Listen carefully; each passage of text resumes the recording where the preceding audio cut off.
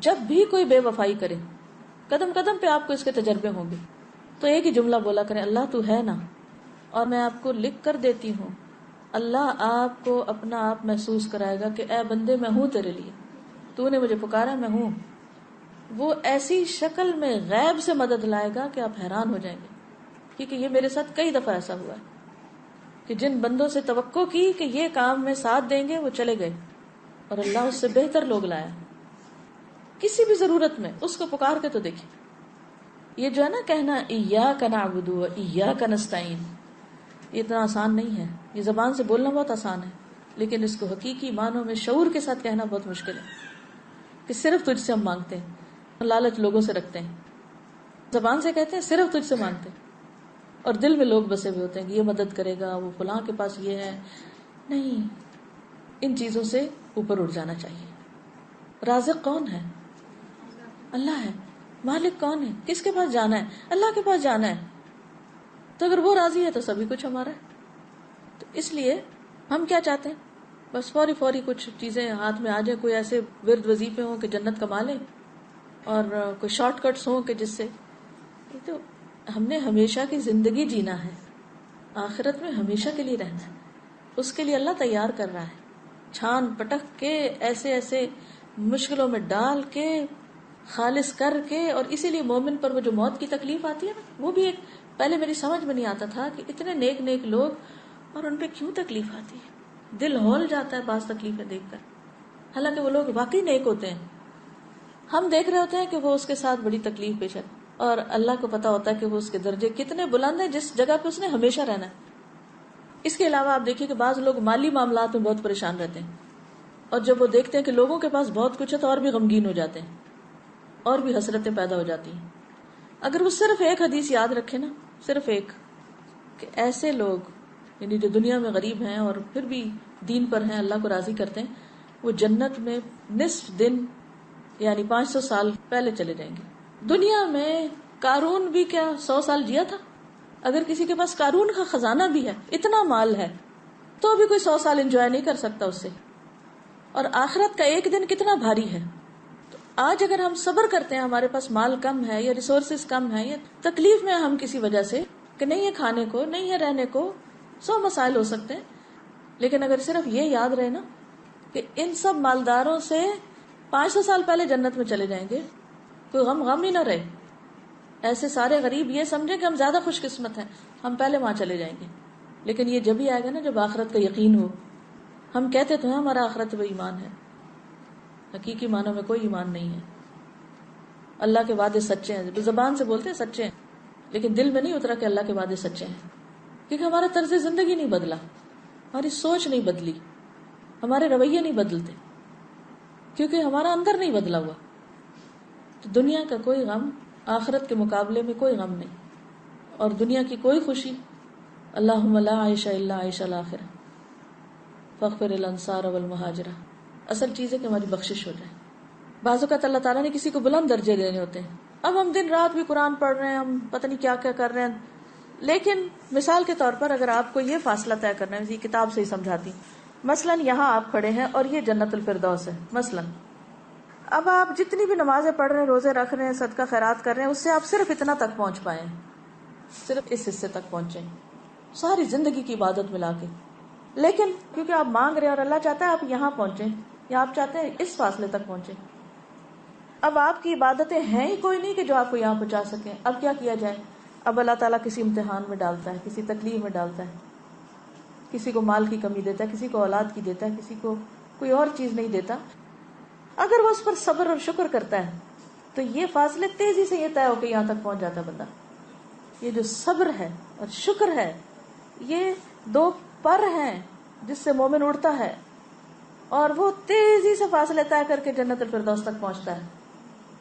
تو بعض اوقات ہماری عبادتیں، ذکر، صدقے، خیرات یہ کافی نہیں ہوتے، کیونکہ ہم کیا کہتے ہیں، ہم نے اتنی عبادت کر لی پھر کیوں مشکل آ گئی. یہ کہتے ہیں نا اکثر، یا اللہ میں نے تو بڑی نیکی کے کام کیے پھر کیوں مشکل آ گئی. کیونکہ جب ہم ٹوٹی پھوٹی 4 نیکیاں کر لیتے ہیں تو پھر ہم کیا سوچتے ہیں کہ اب ہمیں نا کوئی مسئلہ نہیں ہونا چاہیے زندگی میں، اب اللہ کو بھی ہماری مرضی پہ چلنا چاہیے، اور جیسے ہم کہیں ویسے اللہ تعالیٰ کو کرنا چاہیے. نعوذ باللہ، یہ ہمارا ایٹیٹیوڈ یہ ہوتا ہے. اور اگر ہماری عبادتوں کے باوجود کوئی مشکل آتی ہے تو ہمیں سمجھ ہی نہیں آتی کہ پھر کیوں آ گئی. ہم تو نہیں ڈیزرو کرتے تھے یہ تکلیف، ہم تو بڑے نیک تھے. انتہائی نہ سمجھی.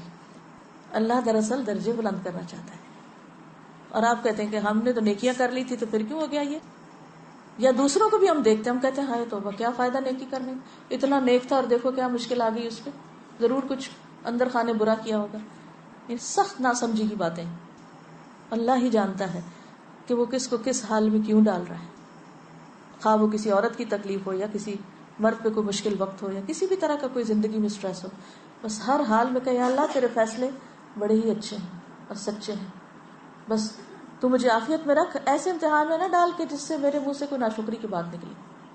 وہ وقت ہوتا ہے خود کو کنٹرول کرنے کا کہ منہ سے ایسی بات نہ نکلے جو اللہ کو ناراض کر دے، ہمارے رویے میں اور دل میں ناشکری نہ آئے کہ جو خدا کو ناراض کرے، کیونکہ زندگی کا امتحان بڑا سخت ہے. کل میری ایک اپنی پرانی اسٹوڈنٹ کے ساتھ ملاقات ہوئی، تو اس کے شادی کو کافی عرصہ ہو گیا، بچے نہیں ہوئے. تو جب مجھے ملی تو میں نے دعا دی، میں نے کہا اللہ تمہیں صالح اولاد دے. تو پھر اس نے اپنا تھوڑا سا شیئر کیا، کہنے لگی کہ ایسا ہے کہ میرے ہسبینڈ میں کچھ مسئلہ ہے. تو میں نے اس پہ کہا کہ اچھا. کہتی کہ بات یہ ہے کہ اگر بچے نہیں تو ایک مسئلہ ہے نا، اور اگر بچے ہوں تو 1000 مسئلے ہیں. کتنی خوبصورت بات ہے. ورنہ ایسی لڑکیاں سارا وقت فرسٹریشن کا شکار رہ سکی. میری شادی یہاں کیوں ہو گئی؟ اب آپ دیکھیے کہ رشتے ملنا ہی مشکل ہے والدین کے لیے. ایک مثال ہے، رشتے ملنا ہی مشکل ہے. اللہ نے اگر ایک ٹھکانہ دے دیا، شوہر دے دیا، قدر کرنے والا ہے، اب اس بیچارے کے بھی بس میں نہیں. اب وہ علاج بھی کرا رہا ہے، اچھا سلوک بھی کر رہا ہے، ٹھیک ہے. اگر یوں دیکھا جائے کہ عورت کو کیا حق ہے اور قانونی طور پر آپ دیکھیں تو ٹھیک ہے، عورت یہاں خلا لے سکتی ہے، بڑی جینوئن ریزن ہے، الگ ہو سکتی ہے. لیکن کوئی گارنٹی ہے الگ ہو کے کہیں اور شادی کرے تو لازم بچے ہوں؟ کوئی گارنٹی نہیں ہے. ٹھیک ہے، وہ اس کی اپنی چوائس ہے، وہ کرے نہ کرے وہ ایک الگ مسئلہ. میں اس وقت قانونی بحثوں میں نہیں جا رہی، میں ایک پریکٹیکل سچویشن کو دیکھ رہی ہوں کہ ایک ماں باپ کے میں سے 5 بیٹیاں ہیں، ایک بیٹی کے ساتھ کچھ ایسا حادثہ ہو جاتا ہے. اب اگر وہ واپس آتی ہے تو پہلیوں کی بھی شادی نہیں، یہ کہاں جائے گی؟ کتنے ہمارے معاشرتی مسائل ہیں. اب اگر یہ اپنے گھر میں عزت کے ساتھ بیٹھی ہے، اچھے انتظار میں دعا کر رہی ہے، ہر چیز اللہ کے ہاتھ میں ہے، اور ایک پازیٹو سوچ کے ساتھ جی رہی ہے اور خوش ہے اور مطمئن، اتنا پرسکون چہرہ اس کا، میں حیران رہ گئی. اتنے مزے سے کہتی ہے کہ بچے نہیں تو ایک مسئلہ ہے نا، بچے ہوں گے تو 1000 مسئلے ہوں گے. اس کو کہتے ہیں پازیٹو سوچ. اسی طرح اگر کسی کی شادی نہیں ہوئی، بعض اوقات کوشش کے باوجود نہیں ہو پاتی. اب اس میں بھی کچھ لوگ بہت مزریبل ہو جاتے ہیں، دن رات یہی سوچے رہتے شادی نہیں ہوئی، شادی نہیں، شادی. نفسیاتی مریض بن جاتے ہیں. کیا مریض بننے سے شادی ہو جائے گی؟ بد اخلاق بن جانے سے شادی ہو جائے گی؟ جو ہونی تھی وہ بھی نہیں ہوگی. کیونکہ لوگ جب دیکھتے ہیں ایسی لڑکیوں کو کہ جو نفسیاتی مریض بن چکی ہیں تو ان سے اور دور بھاگتے ہیں. یہ بوجھ ہو جاتا ہے نا، یعنی بد اخلاقی ایسا بوجھ ہے کہ بے وجہ اس کا بوجھ آپ کے اوپر پڑ رہا ہوتا ہے نا دوسرے شخص کا. تو ان چیزوں کو نہیں دیکھتے ہم. تو اصل کامیابی یہ ہے کہ زندگی کو ایک امتحان سمجھ کر اللہ کے ہر فیصلے پر راضی رہ کر انسان بہتری کی کوشش کرتا رہے.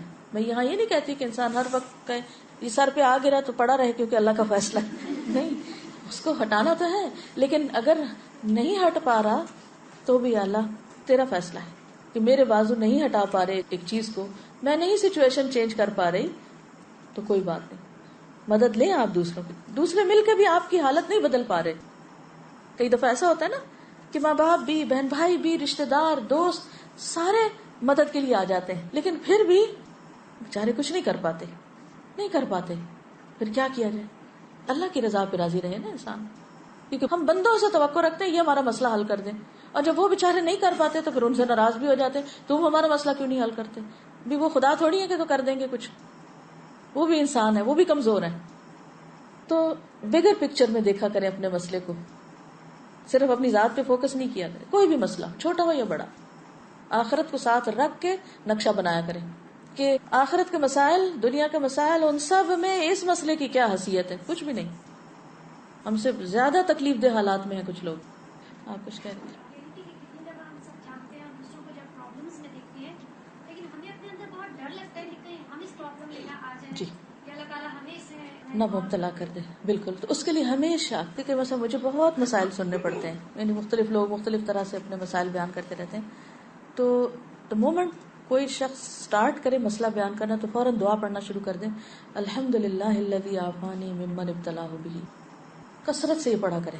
جب بھی آپ کسی کو مسئلے میں دیکھیں تو ایسا لگتا ہے نا جیسے کہیں یہ مجھ پہ نہ آ جائے، یہ ڈر لگتا ہے کہ یا اللہ میں تو کوئی بہت اچھا نہیں کہ تو نے مجھے ابھی تک عافیت میں رکھا ہوا ہے، تو فوراً شکر گزار بن جائیں. الحمدللہ الذی عافانی ممن ابتلاہ بہ، کیونکہ ہر ایک کا ٹیسٹ فرق ہے. جی آپ فرمائیے. نیک کے بارے میں جو بات ہوتی ہے اس کے کمبائن کویشچن اور مسکنسیپشن ہے. I'm sure یہاں بیٹھی بہت ساری عورتوں میں اور لڑکوں میں ہوگا. میں نے 2-3 درس میں آپ سے کافی سال پہلے سنا تھا کہ شوہر جو ہے بیوی کو فورس نہیں کر سکتا کہ وہ ساس سسر کی خدمت کرے. اب جب میں نے یہ بات سنی مجھے تو اتنا برا ریئیکشن یا ایک نیگیٹو تھنکنگ نہیں آئی، بٹ آئی ایم شیور جب لوگ سنتے ہیں تو اس کو بہت نیگیٹولی لیتے ہیں. تو میں چاہوں گی آپ اس کو تھوڑا سا پلیز اس کو بتائیں. دیکھیے قرآن پاک میں نسب اور سحر دونوں کو ساتھ ساتھ بیان کیا گیا ہے. نسب جو والدین ہیں، سحر جو سسرالی رشتہ دار ہیں، سسرالی والدین، ساس سسر. کچھ چیزیں ہیں کہ جو قانونی حیثیت رکھتی اور کچھ چیزیں ایسی ہیں جو قانون سے آگے احسان کا درجہ رکھ، جیسے آتا ہے نا کہ ایمان، اسلام، احسان. ٹھیک ہے نا. کچھ چیزیں ہیں جو آپ کے ایمان یقین کے ساتھ تعلق رکھتی ہیں، اس کا پارٹ ہیں عمل میں. کچھ چیزیں اسلام کا ایک پورا جو سسٹم ہے اس کا پارٹ ہیں جس میں قانونی پہلو بھی آتے ہیں. ایک ہے جو احسان کا درجہ ہے. والدین کے ساتھ جہاں بھی معاملہ کرنے کا ذکر آیا ہے وہ کیا ہے؟ قانونی معاملہ یا احسان؟ احسان کا ہے نا، چاہے وہ اپنے والدین ہو چاہے وہ سسرالی. مثلا یہ جو بات آپ کہہ رہے ہیں نا کہ جو میں نے کہی ہے کہ شوہر مجبور نہیں کر سکتا بیوی کو کہ وہ ضرور اس کے والدین کی خدمت کرے، مجبور نہیں کر سکتا. یہ ہے قانونی پہلو. مثلا کوئی شوہر اس بنا پر اپنی بیوی کو طلاق نہیں دے سکتا یا اسے نہیں دینی چاہیے، یا بیوی میرے والدین کا فلاں کام نہیں کرتی مثلا، کیونکہ جب طلاق کے یا خلا کے مسئلے عدالت میں جاتے ہیں تو وجہ معلوم کی جاتی ہے کہ نہیں. ایک عورت جب کہتی ہے کہ میں نے خلا لینی ہے تو وہ ایسے تو نہیں جج اٹھا کے کہتا اچھا ہو گئی تمہاری بات، جو تم چاہتی وہ کر دیں گے. نہیں، وہ وجوہات معلوم کرتے ہیں. اب جب آپ قانونی بحثوں میں جاتے ہیں تو دونوں طرف سے پروف آتے ہیں اور ان کا سارا جائزہ لیا جاتا ہے. تو اس میں آپ دیکھیے کہ اگر کوئی شوہر یہ کہے کہ یہ عورت اس بنا پر میں اس کو مثلا نان نفقہ نہیں دیتا کیونکہ یہ نہیں کرتی، تو یہ قانونی ویلڈ ریزن نہیں ہے، وہ مجبور نہیں کر سکتا. ہاں بیوی کو اپنے طور پر احسان کرنے کی ضرورت ہے کہ جس طرح اس کے اپنے والدین ہیں تو اسی طرح شوہر کے بھی والدین ہیں. اب یہ تو نہیں ہو سکتا کہ بیوی اپنا گھر چھوڑ کے والدین کے گھر جا کے اپنے ماں باپ کی خدمت کرے، کیونکہ اس پر صرف اپنے ماں باپ کی خدمت. شادی کے بعد عورت کے لیے اس کی بھی اجازت نہیں ہے کہ شوہر کی مرضی کے بغیر وہ اپنے والدین کے پاس جا کر ان کے لیے کچھ کرے. ٹھیک ہے. تو بہت ساری چیزیں جو ہیں ان کے کئی پہلو ہوتے ہیں. وہ جو میں نے بات کہی ہے وہ ایک خاص کانٹیکسٹ میں ہے. ٹھیک ہے. یعنی مثلا بیوی کے اوپر کیا لازم ہے کہ شوہر کی اطاعت کرے، شوہر کی اجازت کے بغیر گھر سے نہ نکلے، شوہر کی اجازت کے بغیر کسی کو گھر میں آنے نہ دے، یا شوہر کی جسمانی ضرورت پوری کرے. یہ بیوی کی ذمہ داریوں میں سے. اگر کوئی عورت نہیں کرتی تو پھر اس کا حکم کچھ اور ہے، اس کا کتنا گناہ ہے وہ سب آپ کو معلوم ہے. لیکن اگر بیوی مثلا خود بیمار ہے اور وہ خود مدد کی محتاج ہے اور شوہر اس کو کہہ رہا ہے کہ وہ کسی اور کی خدمت کرے اور اس وقت وہ اس قابل نہیں ہے کہ وہ کر سکے، اور وہ یہ کہتی ہے کہ کوئی خادم رکھ دیا جائے جو میری بھی مدد کرے اور والدین کی بھی کرے، تو یہ کوئی نامعقول مطالبہ نہیں ہوگا، ایک معقول مطالبہ ہوگا. جو خاندانی زندگی ہوتی ہے اس کے کئی آسپیکٹس ہوتے ہیں. جی آپ کچھ کہیے. میرا کوشچن ہے، بعض اوقات سمجھ نہیں آتا چیزوں کو کیسے ڈیل کرنا ہے. جی تو میرے ہسبینڈ اتنا دین کی طرف نہیں ہے، تو ہوتا ہے کہ مطلب لوگوں کی ہیلپ کرنے کا، تو کسی نے پیسے مانگ لیے ان کو منع کرتے تو وہ ادھار لے کے دے سکتے ہیں. تو اب میرا جیسے دین کا ہوا ہے تو مجھے خوف آتا ہے تھوڑا سا. یہ بتائیے کہ کیا وہ قرضہ ادا کر دیتے ہیں یا قرضہ نہیں پھر ادا کرتے؟ مطلب کہ وہ لون سود پر ہوتا ہے. انٹرسٹ پہ تو نہیں لیا جا سکتا وہ. جی اس میں یہ ایک جنرل سچویشن ہے کہ بعض اوقات آپ خواتین قرآن پڑھ لیتی ہیں, دین پڑھ لیتی ہیں, انہوں نے نہیں پڑھا ہوتا, آپ ایک طریقے پہ زندگی چاہتی ہیں, وہ ایک طریقے پہ چل رہے ہوتے ہیں, تو اس صورت میں یہ ہے کہ آپ کا کام صرف جو چیز آپ پڑھیں, صرف یہ نہیں کہ وہ جو خاص خرابی کوئی کر رہے ہیں تو اسی کی حدیث جا کے سنائیں. یہ بھی ہم عام طور پہ کچھ نہیں بتاتے, لیکن جو ہمارے مطلب میں جاتی ہے یا ان کے خلاف جاتی ہے وہ باتیں سناتے ہیں, اس سے پھر گڑبڑ ہو جاتی, پھر وہ کبھی بھی کچھ نہیں سننا چاہتے. تو یاد رکھیے کہ جب ہم ان کو بتانے لگے تو کامن گراؤنڈ سے پہلے چیزیں شیئر کریں, پھر کرتے کرتے کرتے اگر اس میں وہ چیز بھی آ جائے جو ان کے خلاف جا رہی ہے تو اس کو بھی وہ ڈائجسٹ کر جائیں گے, کیونکہ آپ ان کو پن پوائنٹ کر کے ان کے اوپر ڈائریکٹ تیر نہیں مار رہے, کیونکہ آپ ان کو ایک خیرخواہی اور ہمدردی سے بتا رہے ہیں. یہ جنرل بات ہے, میں سب کے حوالے سے کر رہی ہوں. جو کچھ بھی پڑھیں, جو سیکھیں, کچھ نہ کچھ آپس میں جا کے شیئر کریں. اور جب اچھا موڈ ہو, کھانے کی میز پہ ہوں, کہیں باہر ہوں, گاڑی میں بیٹھے ہوں, جیسے اور باتیں آپ کس سے شیئر کرتے ہیں, دین کی باتیں بھی بس اسی طرح جنرل لائٹ موڈ میں شیئر کرتے رہیں, حتیٰ کہ وہ ان کے اندر ایک طلب پیدا ہو جائے اور سنجیدگی آ جائے اور سیکھنے کا شوق آ جائے, وہ پھر ایک لیٹر سٹیج پہ. اسی طرح بعض ایسے کام ہسبینڈز کر رہے ہوتے ہیں جو بالکل دین کے خلاف جاتا ہے اور ہماری جان پہ بن جاتی ہے جس دن ہم مسئلہ پڑھ کے جاتے ہیں, اور ہم چاہتے ہیں کہ اوور نائٹ اب چینج آ جائے ان میں بھی, اور جب وہ نہیں کرتے تو پھر ہم ان کو برا بھلا کہنے لگتے ہیں اور لڑائیاں ڈال کے بیٹھ جاتے ہیں, اور پتہ نہیں عجیب و غریب رویے اختیار کر لیتے ہیں جس سے وہ سمجھتے ہیں کہ سارا قصور دین کا, وہ اور دین سے خوفزدہ ہو جاتے ہیں اور دور ہو جاتے ہیں, اور ہم اور مصیبت میں دلدل میں جا پھنستے ہیں. تو ایسی صورت میں ایک تو یہ ہے کہ جیسے میں ہمیشہ کورس کے شروع میں کہتی ہوں کہ اپنے پیاروں کو, گھر والوں کو ساتھ لے کے چلے. اس سے مطلب یہ ہے کہ ان کو بھی ساتھ ساتھ پتہ چلتا رہے آپ کر کیا رہے ہیں. یہ صرف دین کے معاملے میں نہیں, ہر معاملے میں یہی کریں کہ جو آپ گھر سے باہر کر کے آئیں گھر آ کے شیئر کریں. اس سے بڑا اعتماد بحال ہوتا ہے, کیونکہ ایک دوسرے کا پتہ ہوتا ہے کہ کون کیا کر کے آیا. جب انہیں پتہ ہی نہیں آپ کیا کر رہے ہیں اور اچانک ایک دن کوئی اعلان کر دیتے ہیں تو ان کے لیے پھر وہ چیز ان سے ڈائجسٹ نہیں ہوتی. تو روز کی شیئرنگ, میک شور کہ آپ تھوڑا تھوڑا شیئر کر رہے ہیں, اتنا جتنا وہ سننا چاہیے. یہ بھی نہیں کہ وہ سننا ہی نہیں چاہ رہے اور کانوں میں ہاتھ رکھ لیں اور آپ کی تقریر ختم نہ ہو. لوگ دین سے دور ہوتے ہیں صرف اس وجہ سے کہ ہم ان کے اوپر اوور ڈوزنگ کرتے ہیں. اچھا, اب آپ دیکھیے کہ مثلا کوئی ایسی چیز جب ہم ان کو بتاتے ہیں, وہ مثلا سود کا لین دین ہے یا کوئی ایسی نوکری ہے جو غلط قسم کے کاموں پر مبنی, یا کوئی بھی چیز, تو آپ اس سے ہی نہیں شروع کریں گی. صرف اس ایک چیز کو نہیں دین بنائے گی, آپ اس سے پہلے جتنی چیزیں, آپ دیکھیے کہ دین میں سب سے پہلے کیا ہے, ایمان ہے, عقیدہ ہے, یقین ہے, آخرت ہے. کتنی چیزیں, وہ یقین پختہ ہوگا تو باقی چیزیں لی جائیں گی. اب پہلے آپ کامن گراؤنڈ سے بات کریں, اللہ کی محبت کی, آخرت کی, ادھر کی ادھر کی ساری کر چکے, پھر آپ عبادات کے اوپر آ جائیں, زکوٰۃ دینے کی بات کر لیں, پھر اور اس طرح کی, کیونکہ یہ جو عبادات ہیں یہ دراصل انسان کو تیار کرتی ہیں اور بہت سی اچھے اخلاق کے لیے. مثلا نماز, قرآن مجید میں آتا ہے ان الصلاۃ تنہی عن الفحشاء والمنکر, نماز انسان کو برائیوں اور بے حیائیوں سے روکتی. اس چیز کو دیکھیں کہ وہ نماز پڑھ پا رہے ہیں یا نہیں. اگر وہ نہیں پڑھ پا رہے تو ان کی مدد کریں کہ وہ کسی طرح اس کے لیے تیار ہو جائیں. زکوٰۃ دیتے ہیں کہ نہیں, کیونکہ زکوٰۃ انسان کے اندر سے بخل اور تنگ دلی نکالتی ہے. پھر روزے رکھتے ہیں کہ نہیں, کیونکہ روزہ رکھ کر انسان جھوٹ بولنے سے اور نشہ آور چیزوں سے اور بہت سی اور بری چیزوں سے بچتا ہے. فرض روزوں کے علاوہ نفل خود بھی رکھے تو ان کو بھی ساتھ لانے کی کوشش کریں. پھر اس طرح اگر ابھی تک حج پہ نہیں گئے تو حج پہ جانے کی تیاری کریں آہستہ آہستہ, اس کے لیے ذہن تیار کریں, کیونکہ وہاں جا کر بھی انسان کے اندر بہت سا چینج آتا ہے اور انسان سوچتا ہے اچھا میں حج سے آ کے یہ برا کام چھوڑ دوں گا. یعنی کئی ایک طریقے. پھر اس کے بعد یہ ہے کہ آپ سارے طریقے آزما چکے لیکن کچھ بھی کام نہیں کر رہا. اب آپ کا فرض کیا ہے, وہی کریں جو حضرت آسیہ نے کیا تھا. حضرت آسیہ نے فرعون کے مقابلے میں کیا کیا تھا, صبر کے ساتھ وقت گزارا تھا, گھر چھوڑ کے نہیں چلی گئی تھی. اللہ تعالیٰ نے ان کو جنت کی عورتوں کے سردار بنایا ان کے صبر کی وجہ سے, کیونکہ جہاں امتحان بڑا ہوتا ہے وہاں اجر بھی بہت بڑا ہوتا ہے. تو یہ جن عورتوں کو جنت کا سردار کہا گیا ہے ان کے کردار کو دیکھیں کہ انہوں نے کس طرح زندگی بسر کی. سارا کچھ بتانے کے باوجود بھی اگر وہ نہیں, وہ غلط کام چھوڑ رہے تو یو آر ناٹ ریسپانسبل. وہ ریسپانسبل ہیں, آپ نہیں ہیں. آپ نے اپنا فرض پورا کر دی. ہوپلیس کیس کبھی بھی نہیں بنائے. یو نیور نو کہ کون کس وقت توبہ کر لے.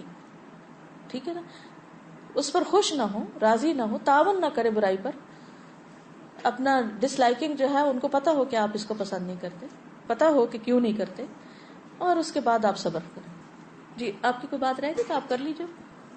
اب جیسے ہاں, اس میں یہ بھی ہوتا ہے نا کہ دوسروں کے ساتھ ساتھ ہمارے اوپر بھی مطلب اچھائی وہ کرتے ہیں, مطلب وہ اگر کبھی اس سے کر لیں تو اب مجھے یہ نہیں سمجھ آتا کہ میں آرام سے تو کہہ دیتی ہوں کہ مجھے اس چیز سے یہ نہیں چاہیے, مطلب فار ایگزامپل بات یہ کیا ہے مجھے اس سے نہیں چاہیے, لیکن ہاں ایک اور چیز ہے کہ بس کوئی چیز ایسی لائے ہیں تو اس وقت جب لا رہے ہیں اس وقت کچھ نہیں کہیے, جب بعد میں آرام سے بات ہو سننے کے پھر آپ سمجھتے کہ آپ پینیٹریٹ کر رہے ہیں, بات جا رہی ہے, اس وقت بولیے تاکہ وہ اس کو سمجھ جائے کہ آپ کیوں اس چیز کو چاہ رہی ہیں یا نہیں چاہ رہی.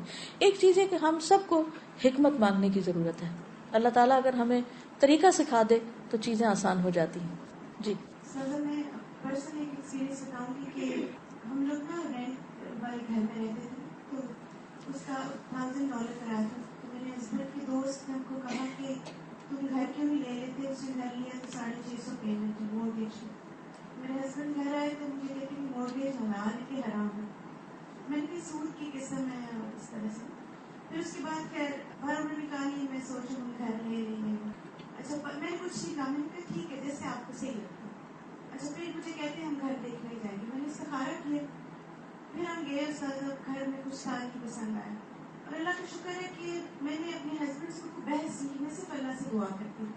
اور اللہ کا اتنا احسان ہے کہ اتنے گھر ہم نے دیکھے, اور میں ہر جگہ ان کے ساتھ چلی جب اللہ سے دعا کرتی تھی کہ اللہ ہمارے رزق میں برکت دے اور ہم حلال طریقے سے گھر لیں. اور اللہ کا اتنا احسان ہے کہ نہیں ہوا کچھ. تو میں نے پرسنلی یہ دیکھا ہے کہ جب بھی ایسا معاملہ ہو تو ڈیفینسو ہونے کے بجائے اللہ پہ چھوڑ دینا چاہیے, کیونکہ مجھے تو سازا اپنی زندگی میں یہ لگتا ہے کہ دل اللہ تعالیٰ بدلتے ہیں اور حالات بھی اللہ بدلتے ہیں. بالکل اگر اللہ پہ بھروسہ رکھیں گے تو انشاءاللہ اللہ تعالیٰ بہتر صورت نکالتے ہیں جو ہم نہیں نکالتے. بالکل. اور پھر میں کہتی ہوں نا ان کی جگہ اپنے آپ کو رکھ کے دیکھیں, وہ بھی تو ایک بھلائی چاہ رہے ہوتے ہیں نا, لیکن ان کے بھلائی چاہنے کا طریقہ درست نہیں بھی ہو سکتا یا درست ہو سکتا ہے. تو اس صورت میں یہ جو ہے کہ انسان استخارہ کر کے دعا کر کے اور پھر فیصلہ کرے. اب ایسا کل میرے بیٹے نے کہا کہ میں فلاں جگہ جانا چاہتا ہوں, آپ کیا کہتی ہیں جاؤں کہ نہیں. میں نے کہا آپ استخارہ کریں اور پھر مجھے بتائیں. اب میں اندر سے چاہ رہی تھی کہ میں اسے کہوں کہ نہیں, اور میں ماں ہوں, میں کہہ سکتی ہوں کہ نہیں, لیکن کیا میری وہ نہیں اس کو فیصلہ کرنے میں مددگار ہوگی؟ اس کو تو ہو سکتا سمجھ ہی نہ آئے میں کیوں نہیں کہہ رہی ہوں, اور اس میں بحث ہو جائے.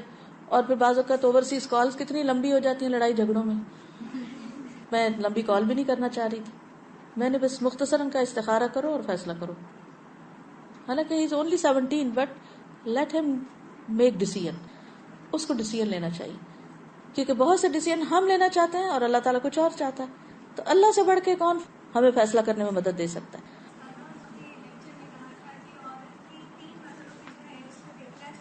جی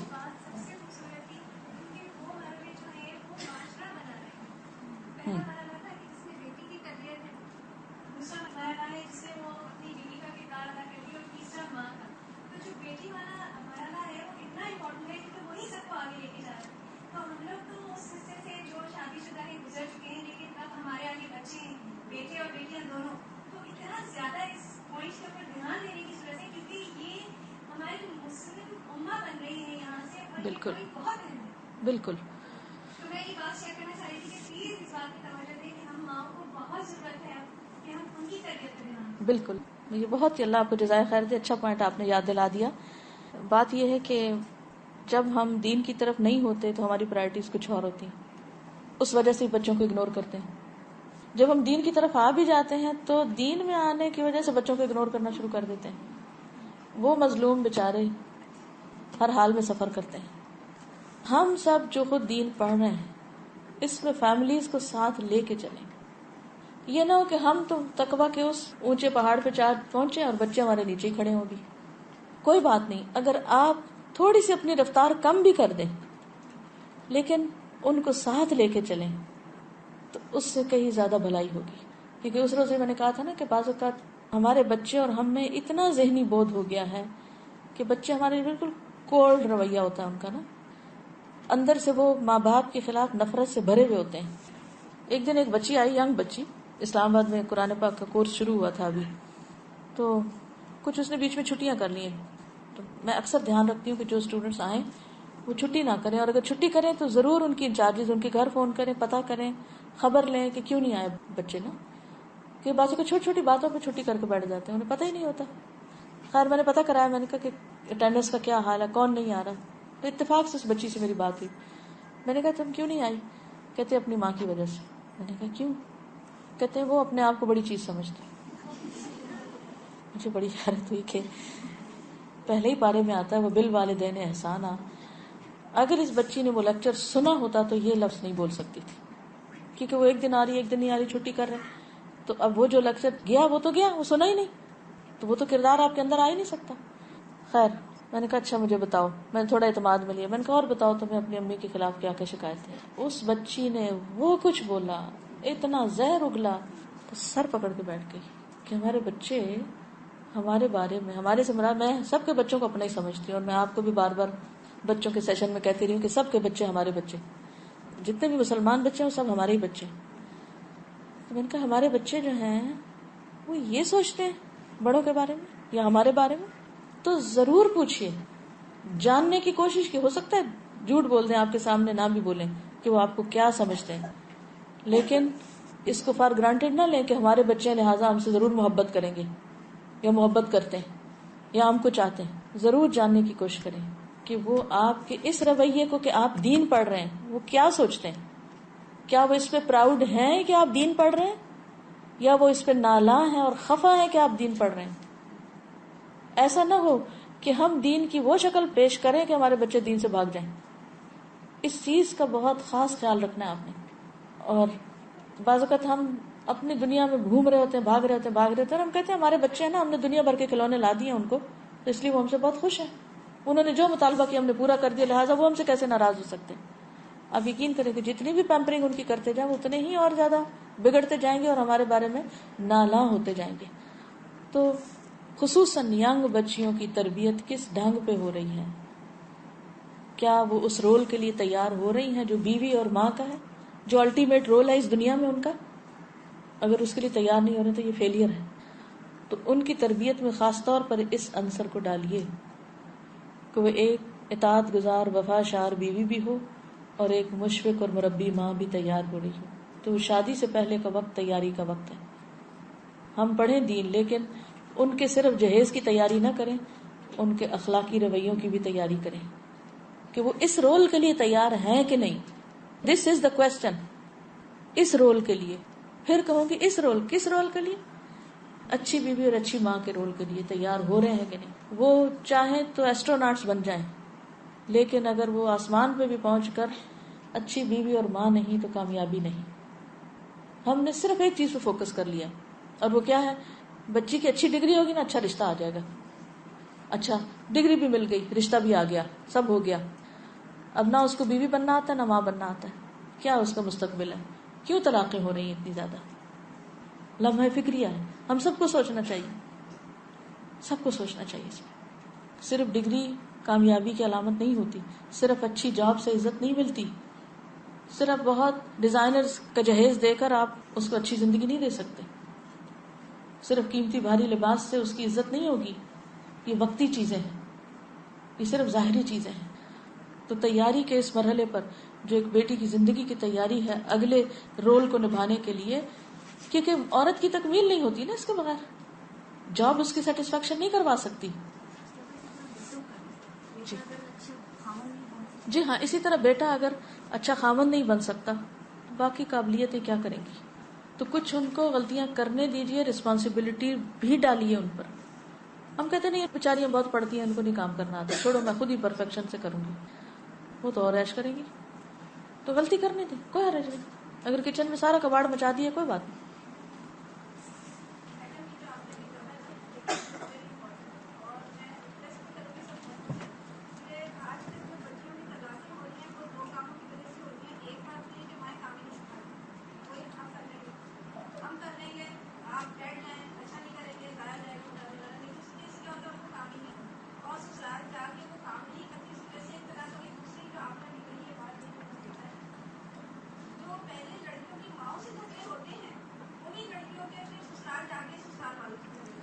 جی اور اس کے بعد کیا ہوتا ہے کہ وہ مائیں جو آپس میں پہلے فریق ہوتی ہیں بیٹی، وہ صحیح بات ہے. اور اس سے جھگڑے شروع ہو جاتے ہیں. تو جھگڑے شروع ہوتے ہیں پھر نصیب کی بات ہے, کبھی لڑکی لڑکے کو لے کر الگ ہو جاتی ہے اور کبھی خود الگ ہو کے آ جاتی ہے. اور ویری میں گڈ. بتاؤں ابھی ایک شادی میں کتنے سال کی بات ہے, ایک بچے نے مجھے بتایا ہم اس شادی میں شریک تھے. 6 سال پہلے کی لڑکی لڑکے کی انڈرسٹینڈنگ کی, شادی ہوئی 6 مہینے میں طلاق ہو گئی. پھر میں نے وجہ پوچھی کیونکہ وہ لڑکا اس کا دوست تھا لڑکے کا, تو کہنے لگا کہ وہ مطلب جب شادی کر کے آئی تو وہ ویسا ہی چاہ رہی تھی گھومنا پھرنا, یعنی اس سے رسپانسبلٹی کوئی نہیں, کام نہیں شروع کیا, خود کو لڑکے کو دیکھنا نہیں شروع کیا. تو لڑکا جو ہے وہ بیوی نے ماں کو ہی کھو دیا. ایگزیکٹلی, بہت پتے کی بات کی آپ نے. یہ میں ریکویسٹ کروں گی کہ بچوں کو کھانا پکانا سکھائیں. بعض لوگ مجھے کہیں گے کہ ہمیں اپنے بچے کو کھانا نہیں سکھایا, وہ نہیں. میں نے کہا آپ نے بہت بڑا کیا, بہت بڑا. بالکل, بہت اچھا کہتی ہیں,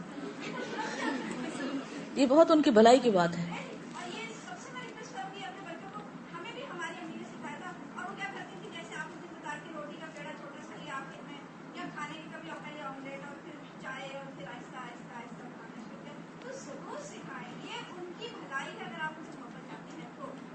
بالکل, یہ محبت ہے اصل میں. یہ بہت ہی کام کی بات انہوں نے کہی ہے کہ عام طور پر جب بچیوں کو تمیز تہذیب نہیں سکھائی جاتی تو وہ ماں کے سامنے بول رہی ہوتی ہیں, شادی سے پہلے ماں کے ساتھ بدتمیزی کر رہی ہوتی ہیں, ماں کے ساتھ بگڑ رہی ہوتی ہیں, اور ماں ان کو صرف ماں ہوتی ہے نا تو برداشت کر رہی ہوتی ہے.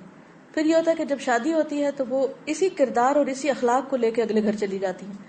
وہ جھگڑے جو ماں باپ کے گھر وہ کر رہی تھی بہن بھائیوں سے اور ماں باپ سے, وہ سسرال میں ساس سسر سے اور نند بھابھی سے شروع ہو جاتے ہیں. اور پھر وہی ماں جو کل تک اپنی بیٹی سے لڑ رہی تھی آج اس کو پروٹیکٹ کرنا شروع کر دیتی. اور پھر یہ ہوتا ہے کہ وہی لڑکی جو ہے وہ شوہر سے لڑنا شروع کر دیتی, یا پھر الگ ہو کے آ جاتی ہے, یا پھر خامند کو الگ لے کے اس کے ماں باپ سے کاٹ کے رکھ دیتی. تو یہ ایک ایسا وشس سرکل چل پڑا ہے کہ ماں باپ کے گھر میں ہی اس اخلاق کو توڑنے کی ضرورت ہے, اس کو شے دینے کی ضرورت نہیں ہے. اس بد اخلاقی کی ٹریٹمنٹ ہونی چاہیے, ورنہ وہ ساتھ چل پڑتی. اور اگر وہ ساتھ چلتی ہے تو پھر جب وہ ماں بنتی ہے, مثلا اس نے سسرال سے لڑ کے میاں کو الگ کر لیا, سارے الزام سسرال کو دے کے, اب کیا ہے کہ وہ ماں بن گئی ہے. اب ماں بن گئی ہے, اب وہی بدتمیزی بد اخلاقی اپنے بچوں سے کرنا شروع کر دی اس نے. اب اگلی نسل پھر بگڑ رہی ہے. یہ کہاں تک چلے گا سلسلہ؟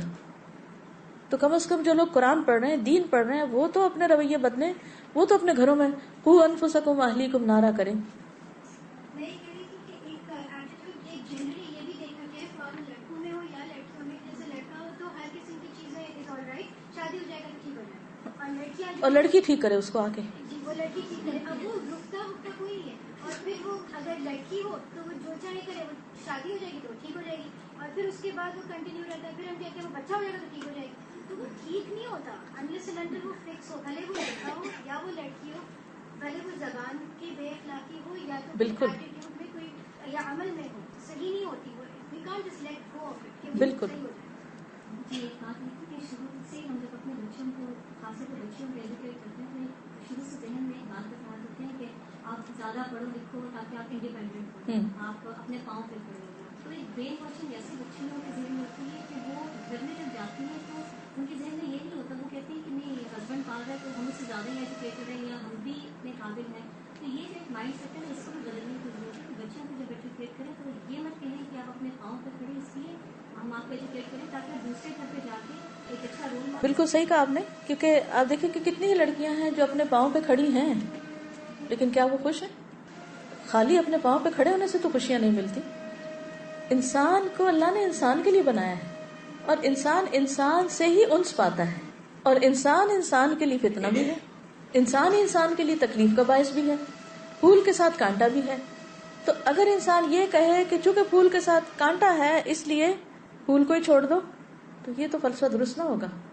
بس آپ کو سلیقہ آنا چاہیے کہ آپ اس کو ایسی جگہ سے پکڑیں کہ پھول کی خوشبو سونگھ سکیں, کانٹے کو اوائڈ کریں, اور اس کے ساتھ ہوگا لیکن اس سے بچنے کا طریقہ آپ کو اللہ نے عقل کی شکل میں دیا ہے, اس کو ایسا پکڑیں کہ وہ کانٹا آپ کو چبھے نہیں, آپ کو بچنا ہوگا اس سے.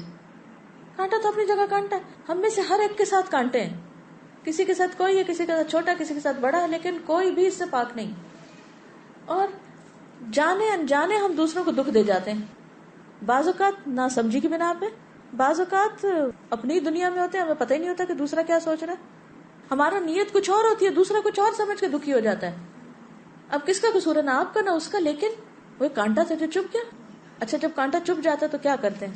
کبھی آپ نے یہ کیا کانٹا چپا تو پھول پھینک دیا اٹھا کے؟ کیا کرتے ہیں؟